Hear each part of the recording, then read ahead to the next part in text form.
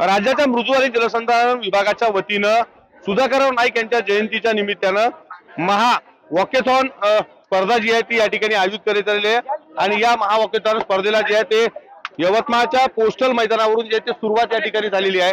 आपण पाहू शकतो की मोठ्या संख्येनं सर्वाधिक स्पर्धक जे आहेत ते यवतमाळ जिल्ह्यामध्ये या ठिकाणी सहभाग झालेले आहे आणि या ठिकाणी जे आहे मोठा उत्साह जो तो स्पर्धकांचा या ठिकाणी पाहायला मिळतोय।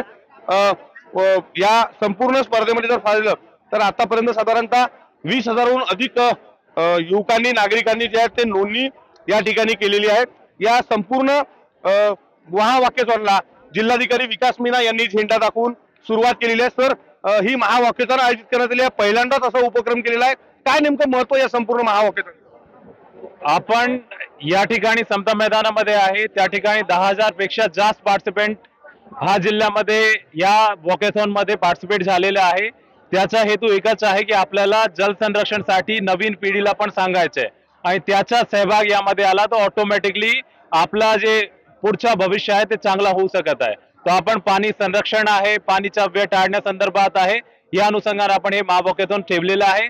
त्यामध्ये महाराष्ट्राचे माजी मुख्यमंत्री मान्य सुधाकरराव नाईक यांचे जन्मदिवसानिमित्त आपण हे महावॉकेथॉन आयोजित केलेली आहे। त्यामध्ये इतका चांगला उत्साह या ठिकाणी दिसून येत आहे आणि त्याचा फलनिस्पत्ती आपल्याला दिसून येत आहे। सर्वाधिक स्पर्धक यवतमाळ जिल्ह्यात हो, जवळपास 23,000 लोकांना सहभाग घेतलेला आहे। पुसद मध्ये बी 5,000 लोकांना आपले महावॉकेथॉन मध्ये पार्टिसिपेट घेतलेला आहे। आता आपल्या जिल्ह्यामध्ये जे जिल्हा हेडक्वार्टर आहे त्यामध्ये इतके लोकांचा सहभाग दिसून येत आहे। आमदार किसनराव वानखेडे आपल्यासोबत आहे। सर, महावॉकेथॉन मध्ये तुम्ही सहभागी झालेला आहे, काय नेमकं महत्व आहे? या यवतमाळ जिल्ह्याचे भूमिपुत्र, या महाराष्ट्र राज्याचे माजी मुख्यमंत्री स्वर्गीय सुधाकररावजी नाईक यांचा हा जन्मदिवस।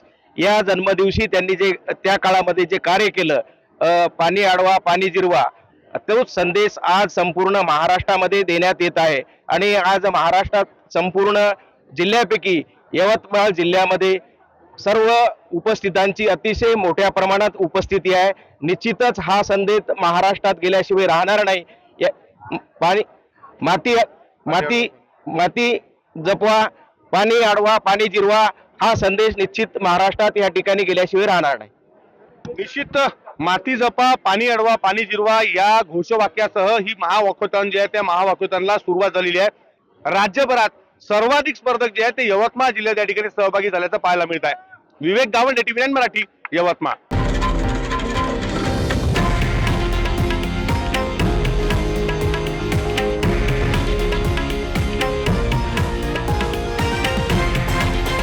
हे आहे देशातील नंबर 1 न्यूज नेटवर्क आणि आपण पाहत आहात TV9 मराठी, एकमेव।